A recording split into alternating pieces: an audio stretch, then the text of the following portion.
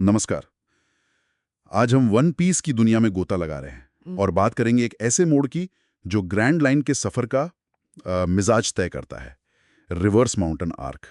सोचिए, एक पहाड़ जहां समुद्र नीचे से ऊपर बहता है। हाँ बिल्कुल, ये सुनने में ही कितना अजीब लगता है ना। सही में। तो आज की हमारी ये बातचीत वन पीस विकी और कुछ नोट्स पर आधारित है और हम कोशिश करेंगे इस छोटी पर बहुत असरदार कहानी के मुख्य पॉइंट समझने की। हाँ, और ये जानना जरूरी है कि ये सिर्फ ग्रैंड लाइन का दरवाजा नहीं खोलता। ये आंख असल में बताता है कि आगे का सफर कितना अप्रत्याशित होने वाला है, कितना भावनात्मक और नियमों को तोड़ने वाला। अच्छा, एक तरह से शुरुआत में ही इशारा दे दिया। बिल्कुल, ये ग्रैंड लाइन की कहानी का एक तरह से थीसिस स्टेटमेंट है, कह सकते हैं। वाह। तो शुरुआत ही होती है स्ट्रॉ हेड्स के ईस्ट ब्लू से निकलकर ग्रैंड लाइन में घुसने की कोशिश से। और ये रिवर्स माउंटेन, जहां 4 समुद्र मिलते हैं और पानी ऊपर चढ़ता है। हाँ, और उससे ठीक पहले उन्हें शांत बेल्ट यानी काम बेल्ट पार करनी पड़ती है। वो जगह जहां ना हवा चलती है ना वो भरे पड़े हैं सी किंग से। बाप रे। तो ये शुरू में ही बता देता है कि भाई नॉर्मल समुद्री नियम यहाँ भूल जाओ। सही कहा। ये तुरंत दिखाता है कि ग्रैंड लाइन लॉजिक से परे है। नामी की नेविगेशन स्किल्स उन्हें शांत बेल्ट से निकाल तो लाती हैं, लेकिन फिर रिवर्स माउंटेन पर चढ़ते और उतरते वक्त हाँ, वो गोइंग मैरी का पतवार फूट जाता है और लफ्यू से बचाता है। वही तो। ये दिखाता है कि यहाँ सिर्फ स्किल नहीं, हिम्मत और थोड़ी किस्मत भी चाहिए। ये बस पहला टेस्ट था। और ग्रैंड लाइन में घुसते ही बूम, सामना होता है लाबून से, एक बहुत बड़ी वेल, विशालकाय। और वो रेड लाइन से अपना सिर टकरा रही है बार बार। ये सिर्फ एक रुकावट नहीं थी, है ना? इसने कहानी में एक इमोशनल वजन डाला। बिल्कुल। और लफी का उसे मुक्का मारना भले बचकाना लगे, पर वहीं से एक बहुत जरूरी रिश्ता शुरू होता है। हाँ, और फिर वो गोइंग मैरी को निगल ही लेती है। हाँ, ये घटना दिखाती है कि ग्रैंड लाइन में कुछ भी हो सकता है, एकदम अप्रत्याशित। और अंदर उनकी मुलाकात होती है क्रोक्स से। जी, क्रोक्स, एक डॉक्टर जो लबून के अंदर ही रहता है, एक लाइट हाउस में। लाइट हाउस में? वेल के अंदर। हाँ, और यही कहानी का असली भावनात्मक कोर खुलता है। क्रोक्स बताता है कि लबून वो 50 साल से इंतजार कर रही है। 50 साल? किसका इंतजार? अपने पुराने समुद्री डाकू दोस्तों का, रुम्बार पायरेट्स, जिन्होंने वापस आने का वादा किया था। 50 साल का इंतजार, ये तो बहुत भारी बात है। शायद इसीलिए वो खुद को चोट पहुंचा रही थी। बिल्कुल, उस वादे का बोझ था वो। और क्रोक्स का वहां होना, जो खुद गोल्ड रॉजर के क्रू का डॉक्टर रह चुका है, ये कहानी को एक अलग ही गहराई देता है, भले ही स्ट्रॉ हेड्स को ये उस वक्त पता ना हो। अच्छा, ये बात तो बाद में पता चलती है शायद। हाँ, बाद में। लेकिन ओडा ने ग्रैंड लाइन की शुरुआत में ही वादे और समय जैसे भारी थीम्स को सेट कर दिया। लाबून का इंतजार दिखाता है कि वादे कितने कितने ताकतवर हो सकते हैं। और दुखदाई भी। हाँ, दुखदाई भी।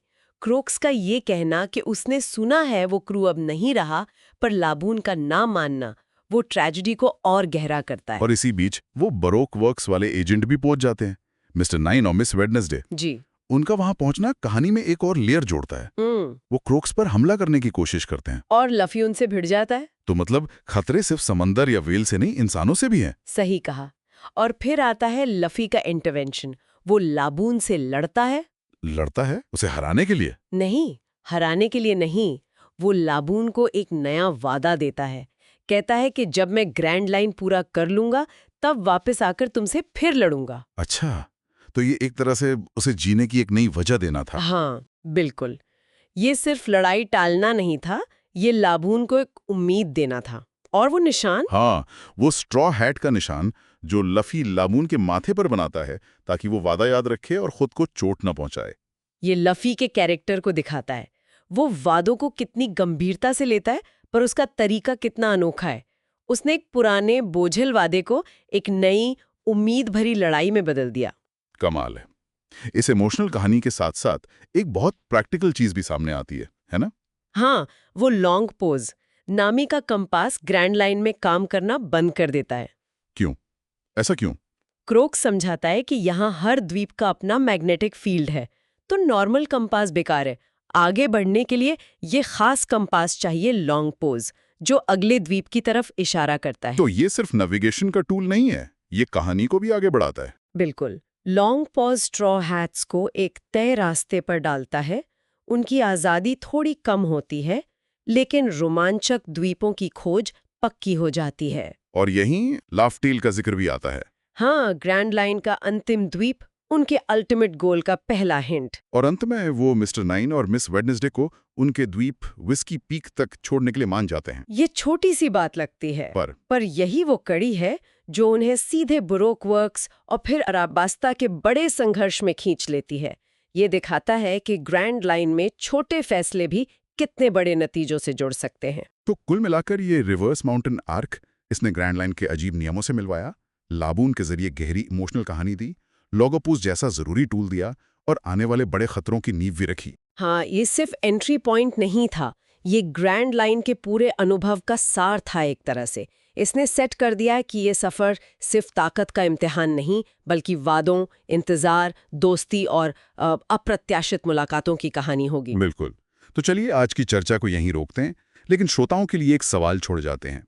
किसी वादे की ताकत आखिर कितनी हो सकती है कि कोई आधी सदी तक इंतजार करे? और क्या एक नया वादा, भले ही वो लड़ाई का क्यों न हो, उस पुराने इंतजार के बोझ को सच में हल्का कर सकता है? सोचने वाली बात।